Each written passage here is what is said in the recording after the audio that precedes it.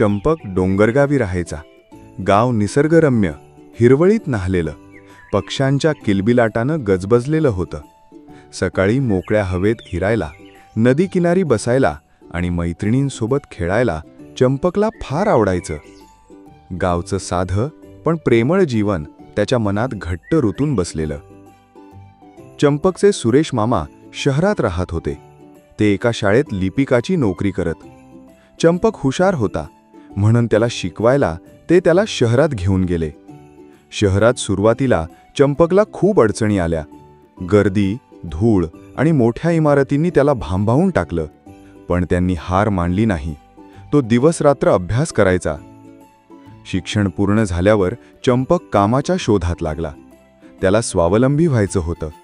त्यांनी सुरेश मामांच्या मदतीनं महानगरपालिकेची परवानगी मिळवून हिराबाग परिसरात केळी विक्रीची गाडी उभी केली.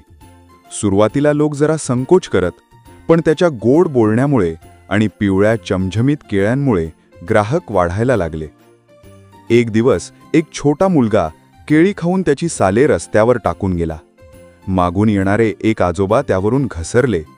चंपकने ते पाहिलं आणि लगेच धावत गेला.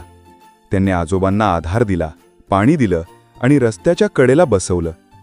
चूक मुलाची होती, पण चंपकने ती स्वतःची समजून माफी मागितली. आजोबांनी त्याचं कौतुक केलं. हा प्रसंग चंपकच्या मनाला भिडला.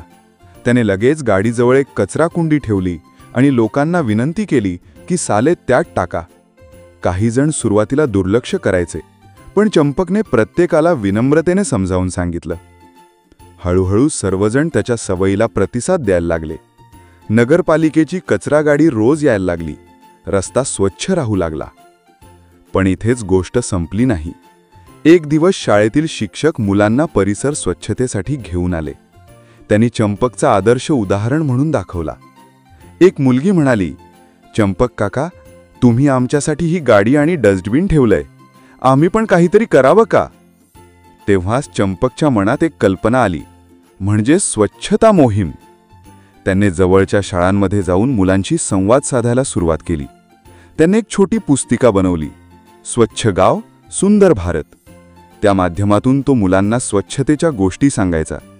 लोकांनी त्याला केळीवाला शिक्षक म्हणायला सुरुवात केली. थोड्याच दिवसात चंपकचा परिसर शहरातल्या एका आदर्श परिसरात गणला जाऊ लागला. त्याची गाडी टीव्ही न्यूजमध्ये दाखवली गेली. महानगरपालिका आयुक्तांनी त्याला सन्मानपत्र दिलं. चंपक हसत होता, कारण त्याचं बालपणचं गाव आठवत होतं. स्वच्छ, हिरवळीत न्हालेलं गाव.